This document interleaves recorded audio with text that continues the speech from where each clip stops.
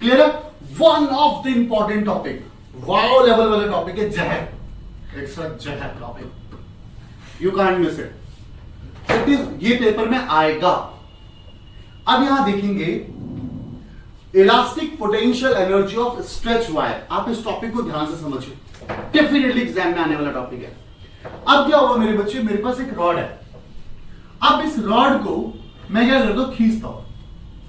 अब जब मैंने इस रॉड को खींचा मेरा बेटा, तो देख यहां पे क्या हुआ, इसकी लेंथ में चेंज आ, ये चेंज इन लेंथ है, चेंज इन लेंथ है, चेंज इन लेंथ है, लेंथ बदल गया इसका। अब लेंथ डेल्टा एल चेंज हुआ, इनिशियल लेंथ क्या था एल।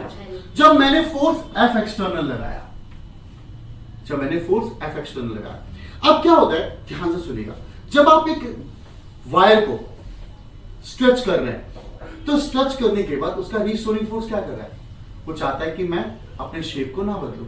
आप एक फोर्स लगा रहे हैं, उसके अंदर डिस्प्लेसमेंट हो रहा है, और रीस्टोरिंग फोर्स उसे मेंटेन करने में एक एनर्जी लगाता है, इंटरनल एनर्जी लगाता है। वही एनर्जी क्या होती है, हमारी पोटेंशियल एनर्जी होती है, elastic potential energy of stretch wire होता है ना। आप वायर को खींच रहे हैं, आप उसे इंक्रीज करना चाहते हैं, एक्सटर्नल फोर्स लगा रहे हैं, बट इंटरनली भी उतना ही लग रहा है ताकि वो बॉडी मेंटेन रहे। डन। तो अब होता क्या है कि अगर हम इनिशियल फोर्स की बात करें, जब आप उसमें कोई भी फोर्स एक्सटर्नल फोर्स नहीं लगाया था, तो क्या था, उसका इनर्शियल फोर्स क्या था, इंटरनल फोर्स क्या था, जीरो था। मतलब एक्सटर्नल जब मैंने डेवलप भी नहीं किया तो इंटरनल को काम करने की जरूरत ही नहीं थी। अब क्या हुआ मेरा बेटा, फाइनल फोर्स क्या हुआ, जब हमने खींचा तो वहां पे उसका इंटरनल फोर्स भी एक्ट हुआ, उसे काम करना पड़ा एफ एक्सटर्नल के बराबर, जितना वो खींचेगा उसको उतना ही काम करना पड़ेगा। तो अभी अपन ने क्या किया, एवरेज फोर्स निकाला, इनिशियल फोर्स और फाइनल फोर्स दोनों को जोड़ा, 2 से डिवाइड किया, तो हमारा क्या आ गया, एवरेज फोर्स आ गया, एफ एक्सटर्नल अपॉन में 2। हम इंटरनल पोटेंशियल एनर्जी निकाल रहे हैं। पोटेंशियल एनर्जी क्या है, पोटेंशियल एनर्जी जिनिशा कैसे डेवलप हो रही है बॉडी के अंदर, कैसे डेवलप हो रही है, जब हम एक बॉडी पर एक्सटर्नल फोर्स लगा रहे हैं, तो एक क्या है, रिस्टोर्ड एनर्जी वर्क कर रही है, एक एनर्जी स्टोर्ड हो रही है इसके अंदर, that energy are known as the potential energy.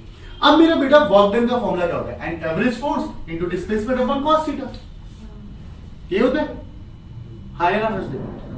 तो एवरेज फोर्स क्या है मेरे बेटा, F/2 है, या F एक्सटर्नल बाय 2 लिख सकते हैं। डिस्प्लेसमेंट क्या है, डेल्टा एल चेंज हुआ, थीटा 0 डिग्री, इधर ही डिस्प्लेसमेंट इधर ही फोर्स। अब यहां पर देखो 1/2 F डेल्टा एल cos 0 कितना हो गया, 1 हो गया cos 0।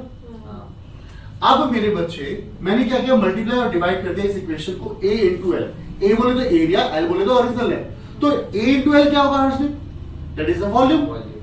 तो मैंने क्या हुआ, AL से मल्टीप्लाई भी करते हैं, A से देखो AL से मल्टीप्लाई, AL से डिवाइड, इक्वेशन पे कोई फर्क पड़ा, कोई फर्क नहीं पड़ा, बट मेरा एक फायदा हो गया।